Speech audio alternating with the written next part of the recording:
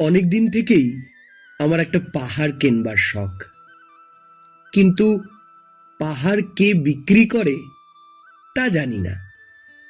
যদি তার দেখা পেতাম, দামের জন্য আটকাতো না। আমার নিজস্ব একটা নদী আছে, সেটা দিয়ে দিতাম পাহাড়টার বদলে। কে না জানে পাহাড়ের চেয়ে নদীর দামই বেশি। পাহাড় স্থানু, নদী বহমান, তবু আমি নদীর বদলে পাহাড়টাই কিনতাম, কারণ আমি ঠকতে চাই।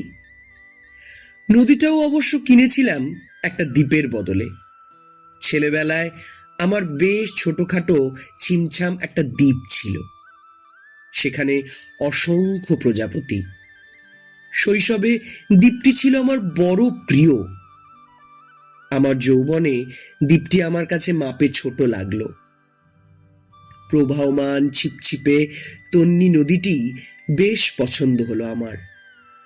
বন্ধুরা বলল, এতটুকু একটা দ্বীপের বিনিময়ে এত বড় একটা নদী পেয়েছিস, খুব জিতেছিস তো মাইরি।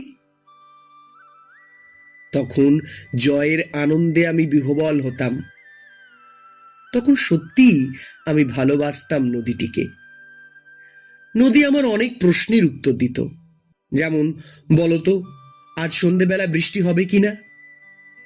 সে বলতো, আজ এখানে দক্ষিণে গরম হাওয়া, শুধু একটি ছোট্ট দ্বীপে বৃষ্টি, সে কি প্রবল বৃষ্টি, সে যেন একটা উৎসব। আমি সেই দ্বীপে আর যেতে পারি না। সে জানতো, সবাই জানে, শৈশবে আর ফেরা যায় না।